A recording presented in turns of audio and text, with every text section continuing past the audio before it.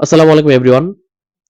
বাংলাদেশের cutter master Mustafizur রহমানের ফ্যান্সদের জন্য সুখবর, কারণ মুস্তাফিজুর রহমান সরাসরি চুক্তিতে সংযুক্ত আরব আমিরাতের ফ্র্যাঞ্চাইজি লিগ আইএল টি-20 দল দুবাই ক্যাপিটালসের সাথে চুক্তিবদ্ধ হয়েছে।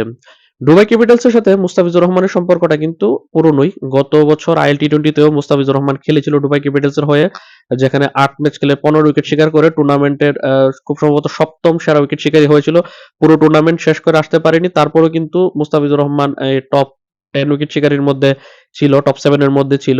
সেই মুস্তাফিজুর রহমানকে আবারও সরাসরি চুক্তিতে দুবাই ক্যাপিটালস তারা দলভুক্ত করেছে। তবে সমস্যাটা হচ্ছে, মুস্তাফিজুর রহমান কি এনওসি পাবে পুরো আইএল টি-20 খেলার জন্য?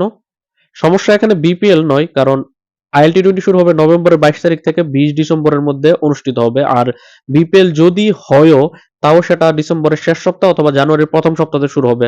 অর্থাৎ আইএল টি-20 সাথে বিপিএল এর কোনো ক্লাশ হচ্ছে না যদি বিপিএল হয়।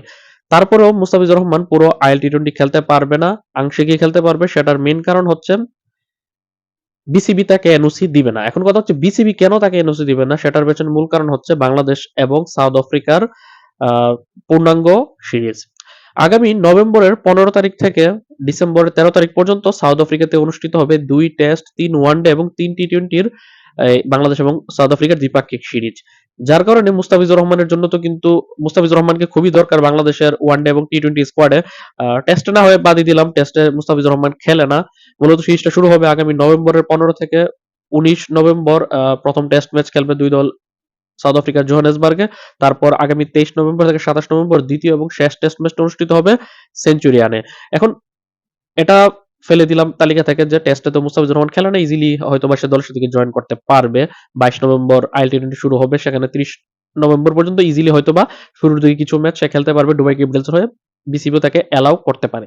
তবে মূল ঝামেলাটা পাকবে যখন বাংলাদেশ এবং সাউথ আফ্রিকার মধ্যকার ওয়ানডে সিরিজটা শুরু হবে, কারণ আগামী 1 ডিসেম্বর, 4 ডিসেম্বর এবং 7 ডিসেম্বর 3টা ওয়ানডে ম্যাচ খেলবে বাংলাদেশ এবং সাউথ আফ্রিকা।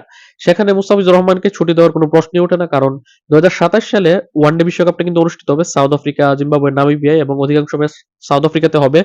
যেহেতু বাংলাদেশ বিশ্বকাপে খেলতে যাবে, সেই হিসাবে অবশ্যই প্রস্তুতির জন্য এই ওয়ানডে সিরিজটা খুবই ইম্পর্টেন্ট এবং মুস্তাফিজুর রহমানকে যে কোনো মূল্যে ছাড়বে না বিসিবি।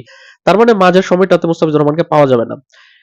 তবে যদি বিসিবি কে মানিয়ে নিতে পারে মুস্তাফিজুর রহমান, সেক্ষেত্রে শেষ দিকে যে 3টা টি-20 ম্যাচ অনুষ্ঠিত হবে 10, 12 এবং 13 ডিসেম্বর, সেখান থেকে চাইলে মুস্তাফিজুর রহমান ছুটি নিতে পারে বিসিবি থেকে, যে শুরুর দিকে টেস্ট সিরিজ তো এমনিও খেলবে না, আর শেষ দিকে টি-20 সিরিজ থেকে যদি ছুটি নেয়, সেক্ষেত্রে হয়তো বা শুরুর দিকে আইএল টি-20 তে দুবাই ক্যাপিটালসের হয়ে কিছু ম্যাচ খেলতে পারবে এবং শেষ দিকে এসে কিছু ম্যাচ লিগ পর্বের খেলতে পারবে। তবে মাঝখানের যে সময়টা 1, 4 এবং 7 ডিসেম্বর 3 ম্যাচের ওয়ানডে সিরিজ, সেটার জন্য মুস্তাফিজুর রহমানকে এনওসি কোনোভাবেই দিবে না বিসিবি।